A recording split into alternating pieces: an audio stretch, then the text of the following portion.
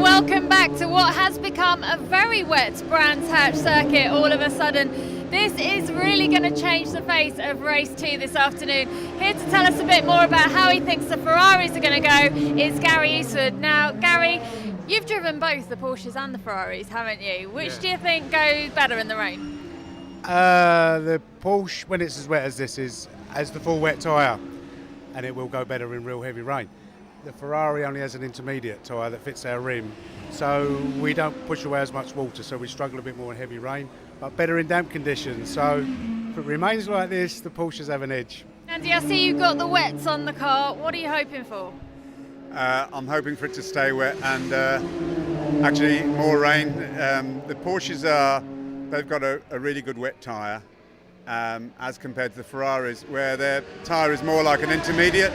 And so as it went to a dry wet, from wet to dry yesterday in qualifying, we got a lot of understeer on the car, as opposed to in the earlier free practice when it was monsoon weather.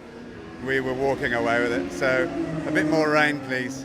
Yeah, I'll leave you to do your rain dance. Good luck. Thank you. Well, today's weather dramas at Brands Hatch continue. Race 2 has officially been declared wet, so all the cars do have their wet tyres on. But as we know from our chats earlier, Andy Ruin, well, he's hoping for full-on rain. That's going to suit him better. But these Ferraris, well, they're going to be better if there's a drying line. At the moment, there's no rain falling, but the track is very slippy. It's going to be an exciting race. Let's go racing. So Peter Bamford lines up on pole position with David Tomlin alongside him, Jordan Witt and Andy Rowan once more sharing the second row of the grid with Paul Cope and Michael Simmons locking out row 3. Then Michael Saunders and Simon Blankley on the 4th row. Russell Foster looking to build on his race 1 group victory from 11th, although main group rival Mark Radcliffe alongside him on row number 6 with David Witt and Sean Winder rounding out the field. It's going to be a very tough race. Look at this weather, it really has taken a turn for the inclement as away we go on the rolling start, and David Tomlin rockets into the early lead. So Tomlin, who won race 1 earlier on today in dry conditions, in these wet conditions already finding the paces. Jordan Witt goes around the outside of everybody through Paddock Hill Bend. Jordan Witt a little chevron, using the car's nimble handling to full effect. He gained 2 places through Paddock, starts the race. Just through the second corner, he's going into the lead around the outside of Druids. What an astonishing opening couple of corners there from Jordan Witt to move into the lead of the race. Now, will he be able to drive away? Well, not if he has a twitch like that too often. So just being caught through Graham Hill Bend, but he still manages to maintain that lead, kicking up a bow wave into the windscreen of David Tomlin. Wipers on full chat through Surtees and then braking into clearways. Jordan Witt will be with as good a visibility as really he can get, looking to try and build that buffer early on from a great battle that's brewing up behind for second position, with David Tomlin coming under pressure here from Peter Bamford and Andy Ruin. It's Andy Ruin though who's going to make the challenge here for third. He's on the tail of Bamford in the white Ferrari. Now what's Ruin going to do? He's going to look to the inside or the outside, neither. Right, replay at the start, midfield, Mark Radcliffe challenging for Group 3 honours. How much can we see as we climb up the hill towards Druids? Not a lot. That's Adam Hayes there just to the right, his group rival. But look at this from Mark Radcliffe around the outside of Druids. He gains 2 positions into the bargain. He's on the tail of Paul Cope as he exits the corner. Great start to the race there from Mark.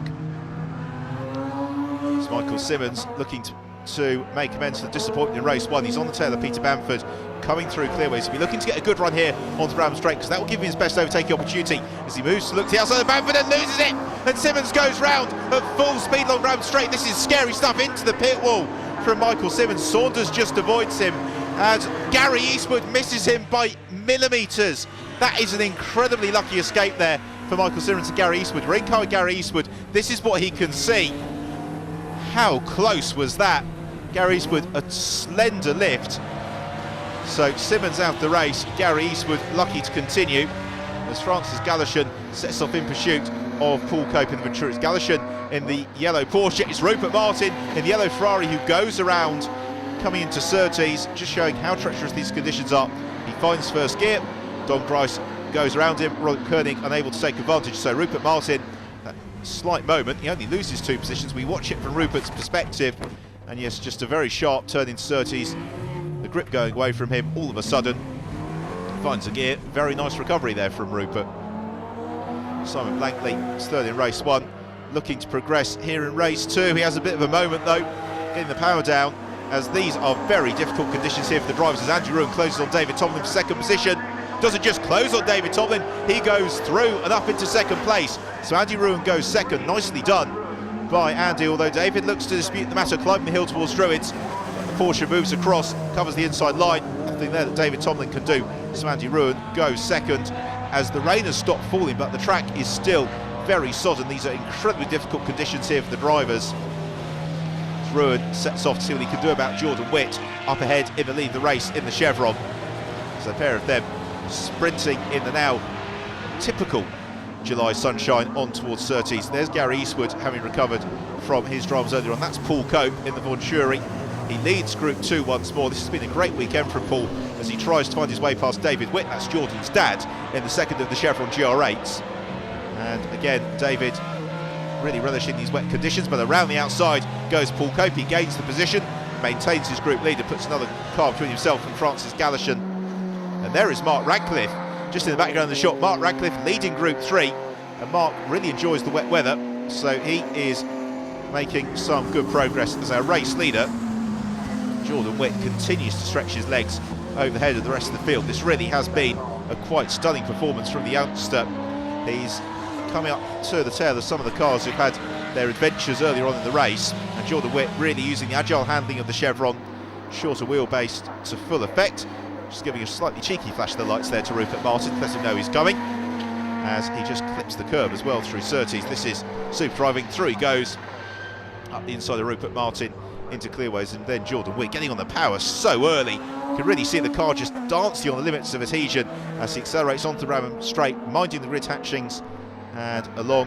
As Simon Blankley has a moment, Blankley rotates away, and he was on the tail of David Tomlin there for third in the race. So David Tomlin, well, he holds on the podium for the moment. As Blankley recovers, he goes a place down to Mark Radcliffe, who continues to lead Group 3. And there is the man he's fighting for Group 3 runners in the background, Adam Hayes. Well, Mark always says, I want it to rain, because he really does feel that he goes much better in the wet weather than he does in the dry. And again, today is proving to be no exception. So Mark Radcliffe accelerating onto Ram straight to complete another lap as he tries to build that buffer out over Adam Hayes. But for the final time, Jordan Witt has really put in quite an emphatic performance. That opening sequence of corners was breathtaking, and then once he had a clear road in front of him, then he's just been able to build that advantage over the rest of the field. So he accelerates through Clark Curb and on to the start and finish straight. This has been a stupor drive in very tricky conditions here for Jordan Witt, and he's going to claim his maiden victory in the GT Cup Championship on his debut race weekend. The win goes to Jordan Witt by quite a significant margin over Andy Ruin in second position. Jordan Witt quite deservingly receiving the applause and acclaim of the crowds here at Brands Hatch. So here are the following results, with Jordan Witt claiming the win from Andy Ruin, and David Tomlin rounding out the podium with Peter Bamford in 4th and Gary Eastwood up to 5th. Paul Cope 6th, winning Group 2, and Mark Radcliffe 7th, claiming Group 3 honours. In Group 1 it was Jordan Witt from Andy Ruin and David Tomlin. Group 2 was as we had in Race 1 with Paul Cope from Francis Galashan and Sean Winder. And then in Group 3 it's Mark Radcliffe's turn to stand top of the podium from Adam Hayes and Russell Foster. Well, Jordan, you said you wanted rain, you got your rain. Quite a debut, quite a start to your GT Cup racing career. Yeah, no, I was really pleased with that. As soon as I saw the rain coming, we got to the grid and it started raining, and when I was sat inside the car, and I thought, well, this could be good now. So I'm happy with the debut. I can't ask for anything better than what I've done today. No, fantastic result for the team, well done. Yeah, it is, thank you very much. Well, Paul, perfect day for you in the Venturi out there. Yeah, Two group wins. It's good, isn't it? Yes, I'm really pleased. And she kept going and kept going quickly. So no front tires left, but we got there in the end, just about. Well, Mark, congratulations. Group 3 win for you there. You got Adam all over you though, hadn't you?